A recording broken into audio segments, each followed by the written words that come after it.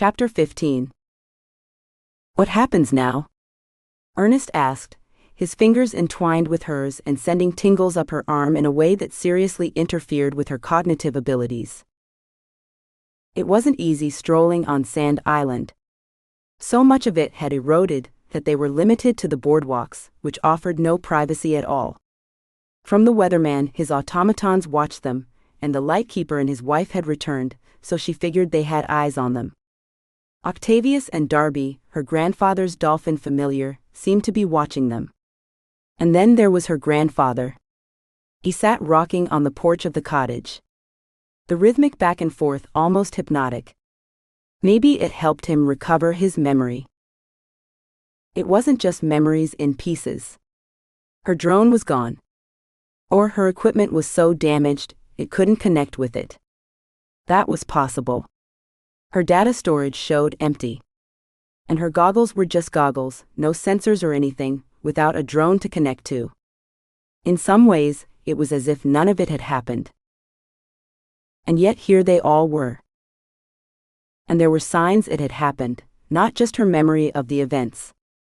Ernest had a couple of bumps on the back of his head, and she had, well, she wasn't sure what to call the marks on her legs from the ghost chains. They were fading fast and looked like burns, but thankfully they didn't hurt anymore. I don't know, she admitted. She didn't. None of this was supposed to happen, particularly the part where Ernest knew who and what she was. For good or ill, she'd changed his life, changed his future in this dimension. It was possible that this had already spawned an alternate universe. She wouldn't know until she returned to the base. But if she returned with a guy, she was pretty sure they'd notice, even if she also brought back Franklin Pinkerton IV, the lost talent/grandfather. She'd be out of the agency. No appeals. What she didn't know is what they'd do about Ernest. If there was a procedure, no one had shared it with her, probably because they knew that knowledge could lead to worse rule-breaking to avoid those consequences. But considering that they'd proposed erasing Ernest as a way to end the storm, well, going home wasn't at the top of her list. At least, not without a plan. She touched her temple. And then, there was the other question. Could she go home? It had felt like her talent lines had been damaged when her grandfather screamed, but she wouldn't know until she tried to transit. The reset, or whatever had happened, may have undone the damage, but the marks on her legs said that it hadn't undone everything. The truth was, she was afraid to look. What do you fear? Ernest asked, stopping so that she had to stop and look at him. What could be worse than what happened, was probably what he meant. Losing you, she admitted. We're from different times, Ernest, different dimensions. He studied her for several seconds. You broke the rules that govern your agency? She nodded. Though breaking was something of an understatement. More like broke them, jumped up and down on them, and set them on fire. She looked past him. The sun was higher now in the eastern sky. She frowned and tipped her head to the side. Ernest's brows arched, and he turned to look too. What on earth? It looks like it is bending. It does, she admitted. She turned in a slow circle. The bend extended all around. In fact, it kind of looked like they were in a bubble. Was that even possible? And why was she wondering if it was possible, when she'd just taken a trip through the crazy impossible? She realized that Ernest was studying her grandfather, who had risen from the rocker. She couldn't tell if he was looking at them, or the horizon, or something else. He was very still. He looks very well. He did. Better than before. Not that she had a before other than the spectrifying moments, but she had seen photos of him. Now he looked like a retouched photo. Stay with the ship, Ernest called suddenly. Prudence spun around. Winston and Fred were climbing over the gunwale. Ernest's order didn't stop them. She saw Niles and Crispin emerge from below and follow them off the ship. Out in the water, it almost seemed like the dolphin's fin changed shape. Franklin No. 4 was on the move too.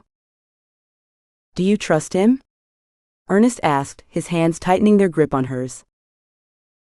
Don't come any closer, Prudence called out. Franklin 4 stopped. You can't transit. Let's find out. Wait. He moved to the place where the boardwalk from the cottage connected with that to the pier. He lifted a hand, and the automatons stopped their advance. Prudence flicked a glance toward Octavius. The dolphin, though now the fin looked like a shark's, was close, but not too close, she hoped. You're not my grandfather. Prudence said it, though she wasn't sure. His time on the ghost ship could have corrupted him. Or he'd been corrupt when he disappeared. You can run, but I'll find you, the possibly fake grandfather said. Not an answer, Ernest murmured. I don't see your weapons? Yeah, they didn't make it out with us here. Had they gotten out of something? Or fallen into something? When she'd been underwater, it had seemed very strange. She eyed Ernest's ship. The automations were between them and the ship. Was that on purpose? Was it possible that the Blizzblighter 3000 was back on board? Was he right? Were they trapped?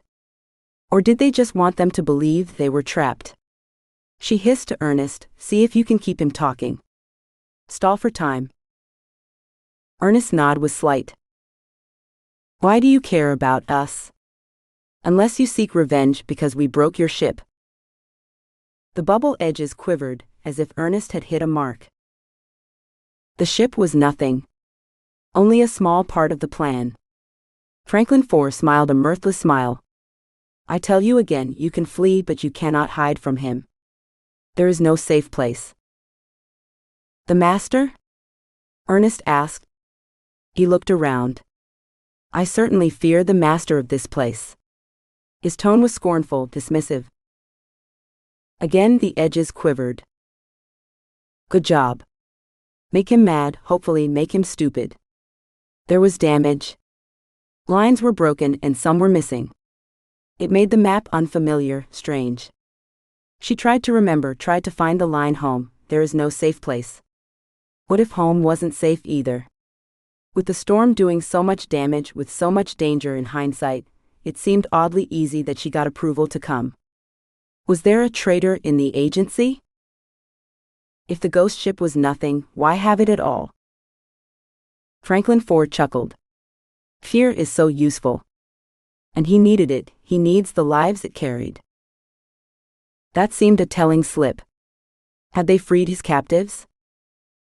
It is obvious why he wants her, but you were a little mistake. You shouldn't have taken the stone. And now it is lost again. Franklin 4 sighed as if he regretted what must be. And so you must be punished. If you step back from the human Prudence, then his punishment will be shorter. Otherwise, I'm very much afraid it will be eternal. It was then the automatons rushed them, moving much faster than they should have been able to. And out in the water the dolphin, no the shark, surged toward Octavius, its suddenly huge mouth gaping wide. Hang on, Prudence said. Just before she closed her eyes, she saw Franklin 4's face twist in rage, his visage flickering like a bad film for an instant.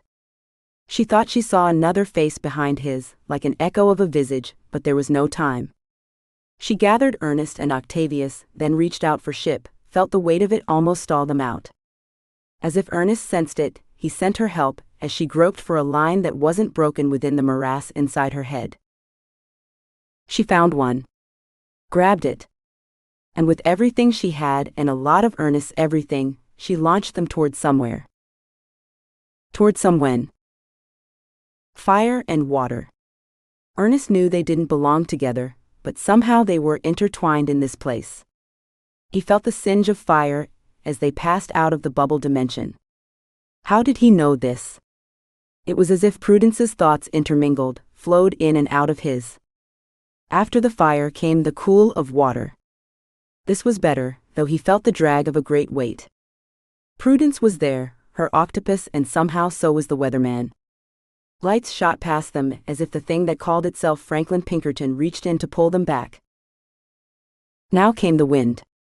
Her eyes were wide and fixed, and somehow he knew she needed to concentrate on steering them, felt the strain of it in the way she clung to him. He tried to give her his strength, his confidence, but he knew again he did not know how, that there was much risk in this transit. That his ship, his beloved weatherman, was part of the problem. Let it go, he tried to tell her. But then they hit rough currents. Buffeted from every direction, he hung on with gritted teeth. He felt her gasp, air rushed past them, and then they slammed into something and went into a spin that got tighter and faster until the deep, silent dark swallowed them up.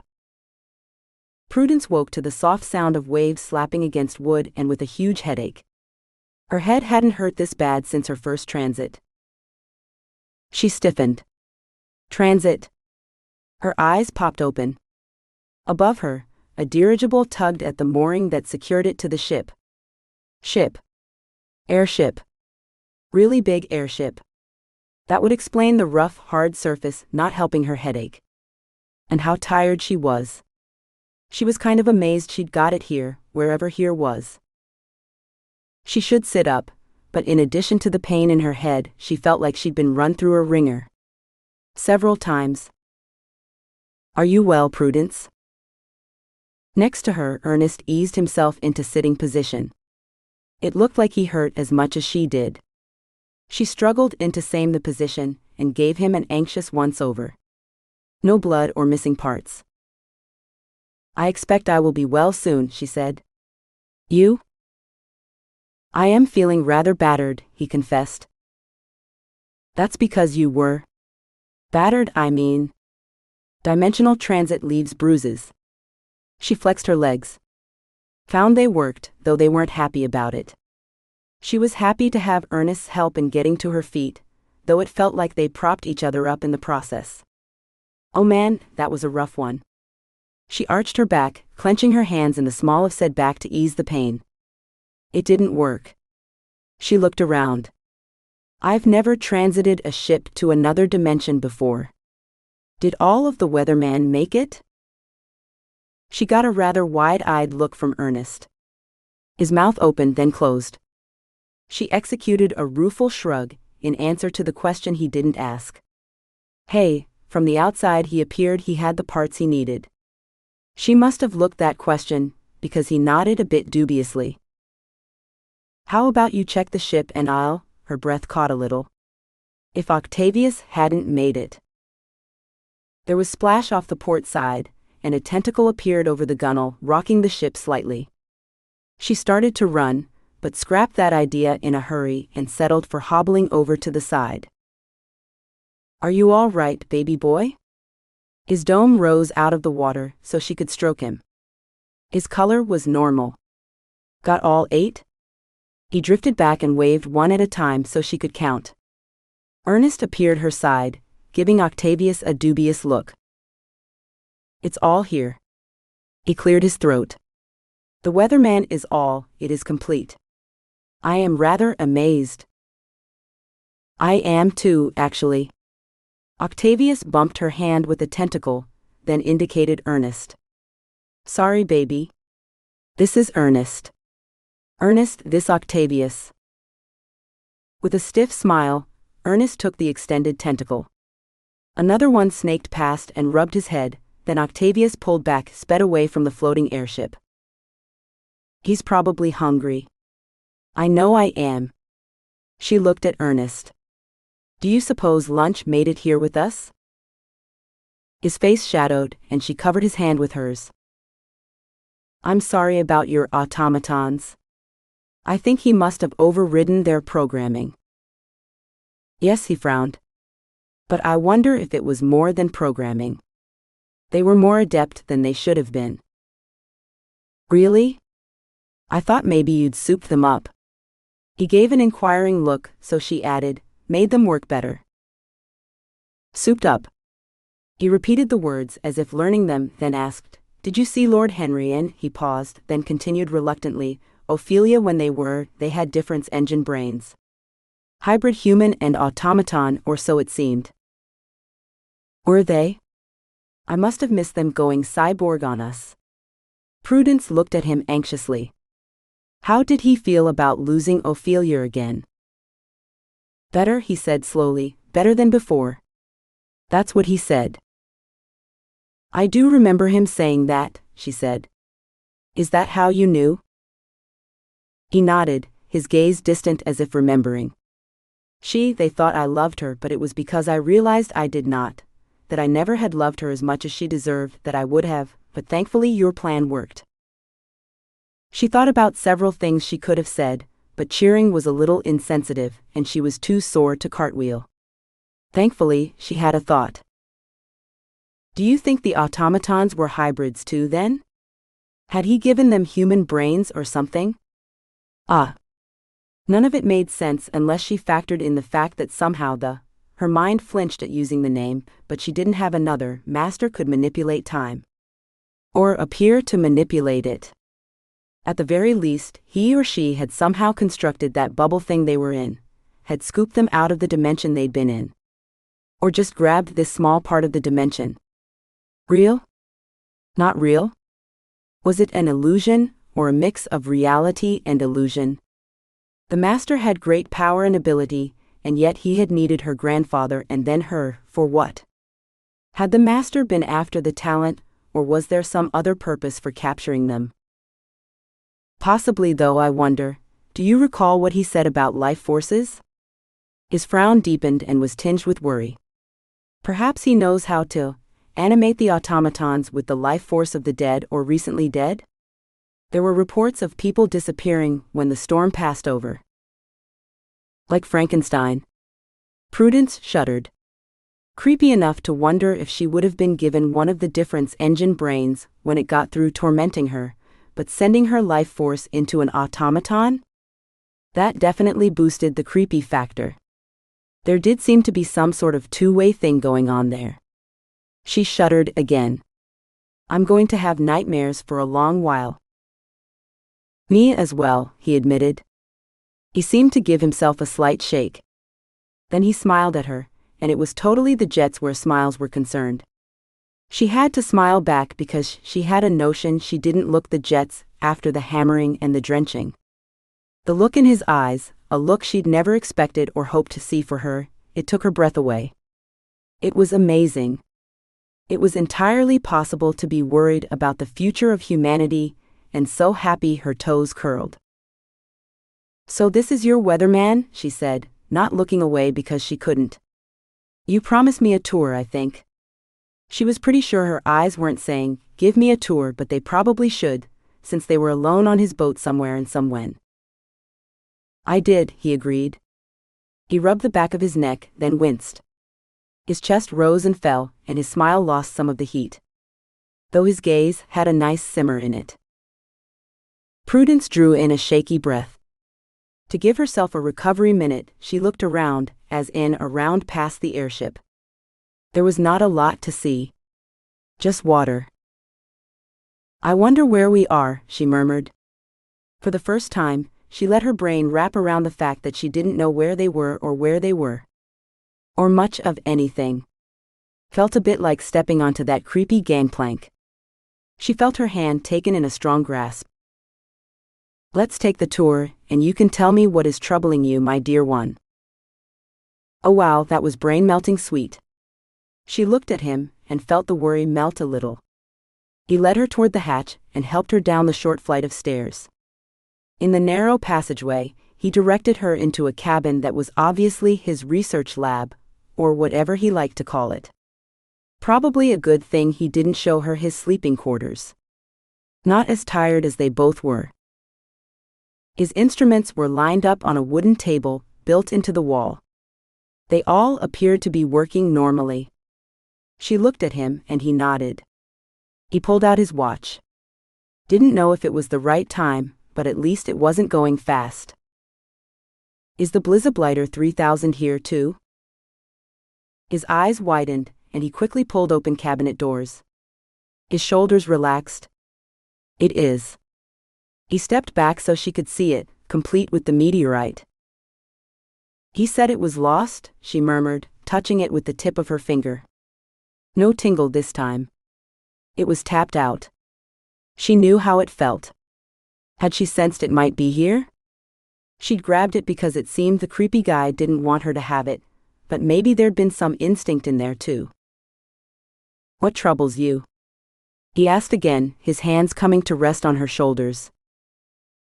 I don't know where we are, she admitted. It is a worry, he said, turning her to face him, but once we see stars. I mean, dimensionally. Oh. At least I think I understand. I told you I can travel between dimensions. It's because I have something called the talent. It allows me to transit dimensions, but the talent, and with Octavius, well, with us working together, we somehow find our way home. He considered this, his head tilted to one side. Without him, you could not? She shook her head. But you are no longer sure you can? Or you don't wish to go back? A little of both, she admitted. There are good reasons to go back and good reasons not to. What are the reasons not to go home? He asked. Well, there's the meteorite that's not lost, and the fact that I wasn't supposed to tell you anything about me or us or dimensional travel. Oh. He appeared about to ask, then just said, oh, again. And what are the reasons to go home? Well, to report what happened. There's obviously something bad happening, that has been happening only, he prompted when she stopped. Well, he said we couldn't hide anywhere. I wonder if there's someone inside the agency, or more than one, she added reluctantly to herself, and then there's the fact I'm not sure I can get home again. She added this lightly, hoping to soften the panic threading into her voice. But Octavius seems to be. He stopped when she shook her head. The thing is, I see transit lines with my mind. That's how I move around. Octavius stabilizes me somehow. The scientists that study familiars wonder if an animal's instincts play a part, but it's still about the lines. It's knowing what line to follow in relation to the others. She rubbed the sides of her head, as if that would fix the problem. Knowing what line and sticking it. That's the talent. Something happened. She nodded. When my grandfather screamed, it damaged my mental map. It was like a hammer to a mirror. Shattered lines, big gaps. And my tech all got fried. She tapped her arm, the one she'd used to create the sound dampening field. I hoped it was an illusion or temporary. But when I pulled us out of that bubble thing, I could see there was a lot of damage still. This line was the only one I could find that was complete. I mean, I think there are more that are okay, but I didn't have time, I had to go. But with the map damaged and my tech all offline, I don't know where we are. I don't know when we are. I'm not sure I can transit again, or even if I should try. So we might be stranded here, is what you are saying? He didn't sound too worried. He pulled her into a hug. We are alive. We are together. We will figure out this place. He lifted her chin so he could smile into her eyes. It is not so very bad having to live one life in one place, if you are living it with the one you love. She felt her tension easing, a smile forming on her mouth once more. We don't know anything about this world. It could get interesting. She wasn't sure she was dressed right for this place. This made her want to laugh, because it was such a girl thing to think. Her guidance counselor would be so proud. We will cross all bridges as we come to them. He bent his head, his lips pressing to hers for long enough to erase most of her worries. He lifted his head. Things always look different when you are hungry. Let's see if there is something in the galley. And if not, then we will fish for it. Octavius can help with that. Already I see the benefit of having an pet giant octopus. She held him back with one hand. And then? And then we will figure out where we are in this world. There was something in his voice that made her stop and look at him with arched brows. And how and where a man marries, he said, gathering into his arms, his voice husky as he added, his one true love. Prudence slid her arms up around his neck and pulled him close enough for kissing. Oh, we are so going to find out how to do that. Thank you for reading Specters in the Storm. I hope you enjoyed it. There's an excerpt from my next book if you keep scrolling, smiley face. To find out about all my releases, be sure to sign up for my new release e-zine and get a free ebook. Or hop over to my website and check out my series. Project Enterprise, The Big Uneasy Lonesome Lawman. Browse my complete backlist by visiting my website, smiley face. I have some standalone novels too.